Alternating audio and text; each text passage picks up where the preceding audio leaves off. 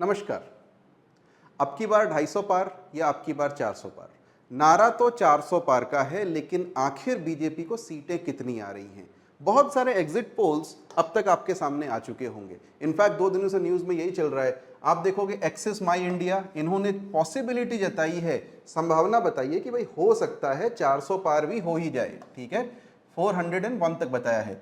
सी voter का सर्वे 383 का upper bound देता है, वहीं टुडेज चाणक्य बोलता है 415 भी जा सकते हैं, 400 से भी काफ़ी आगे।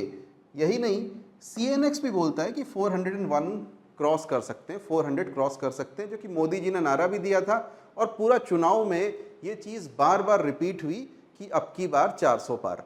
ऐसा नहीं है कि दूसरी तरफ से कोई खबर नहीं है। गांधी जी से जब पूछा गया, मतलब राहुल गांधी जी से जब पूछा गया कि सर आपका क्या कहना है, कितनी सीट्स आएंगी, तो उन्होंने कुछ ऐसी बात तो नहीं कही। उन्होंने कहा कि सिद्धू मूसेवाला का वो गाना सुना है 295, 295। तो कुल मिलाकर के उनका कहना है कि हमारी सीटें 295 आ रही हैं। ऑब्वियसली दोनों तो नहीं आ सकती, दोनों में से एक ही चीज़ है। तो हमारा इस पे क्या कहना है, हमारी क्या एनालिसिस है, आइए देखते हैं। सबसे पहली बात, इस बार 250 पार तो होना ही होना है। अब देखो 250 पार में कोई नई चीज़ नहीं है, लेकिन जब उसको आप 400 पार के साथ में रख के देखते हो तो लगता है कि यार थोड़ा सा डाउनग्रेड हो गई चीज़ें, और हुई हैं। ऐसा नहीं है कि 10 साल जो ये इनकी इनकम्बेंसी रही उसके अगेंस्ट में कुछ भी एंटी नहीं है।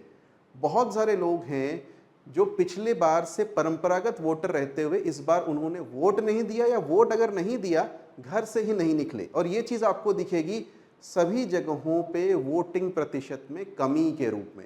जहां स्ट्रॉन्ग होल्ड्स हैं बीजेपी के, वहां पे वोटिंग प्रतिशत में स्पेशली आपको कमी देखने के लिए मिल रही है। तो हो क्या रहा है, कुछ जगहों पे गेन कर रहे हैं। उड़ीसा, बंगाल, आंध्र प्रदेश, तेलंगाना, सबकी ज़बान पर है कि यहाँ पर तो सीटें बढ़ रही हैं, बढ़ भी रही होंगी नेचुरली।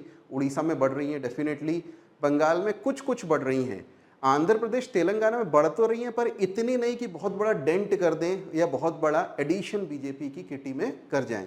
हो क्या रहा है, इनके जो स्ट्रॉन्ग होल्ड्स थे जैसे महाराष्ट्र, बिहार, इवन उत्तर प्रदेश, यहाँ पे, और जो कि क्लीन स्वीप स्टेट्स थे जैसे कि राजस्थान, गुजरात में तो चलिए मान लीजिए दोबारा क्लीन स्वीप हो जाएगा, लेकिन Madhya Pradesh near clean sweep था, उत्तराखंड, हिमाचल, यहाँ पर भी कुछ सीटें ऐसी हैं जो फंसी हुई हैं। तो जो स्ट्रॉन्ग होल्ड्स हैं वहाँ पे इश्यूज आ रहे हैं, जो नई टेरिटरी है वो गेन करी है, दोनों कुछ हद तक एक दूसरे को बैलेंस कर रहे हैं, पर इतना नहीं कि आप पिछली टैली को पार कर जाएं। This is only a prediction of course.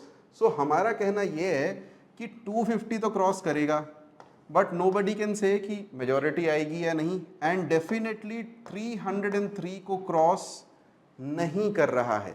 सच झूठ का पता आपको जिस दिन रिजल्ट आएगा, यानी कल, टुडे इज 3 जून, 4 जून को 24 घंटे के अंदर पता लग जाएगा। पर देखते हैं क्या होता है। अब एनडीए आराम से सरकार बना रही है। एक चीज और ये भी देखने में मिल सकता है कि लॉ एंड ऑर्डर के इश्यूज कुछ ना कुछ आपको देश में देखने के लिए मिले। कुछ ऐसी तैयारियां लग रही हैं कि लोग कुछ छतों पे पत्थर या फिर केरोसिन इकट्ठा कर रहे हैं। अब ये डिपेंड करता है कि अगर लोगों को इसकी जानकारी है, जो सरकारी खुफिया एजेंसीज हैं वो किस तरीके से इसको हैंडल करती हैं, ये एक अलग इशू है, स्पेशली सर्टेन स्टेट्स में। नाउ हैविंग सेड दैट, ये तो एक पोर्शन है।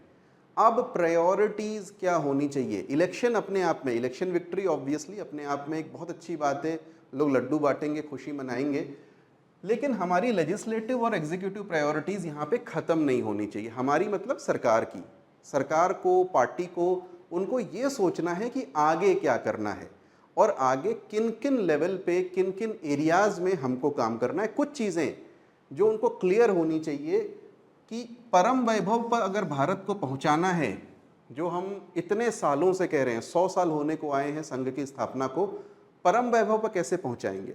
तो उसको पहुंचाने के लिए कुछ आपका एजुकेशनल एजेंडा होगा, कुछ कल्चरल एजेंडा, कुछ इकोनॉमिक, कुछ सोशल, या फिर किसी भी सेक्टर में जो एजेंडा है लेजिस्लेटिवली आप उसको कैसे लागू करोगे, ये बहुत महत्वपूर्ण रहने वाला है।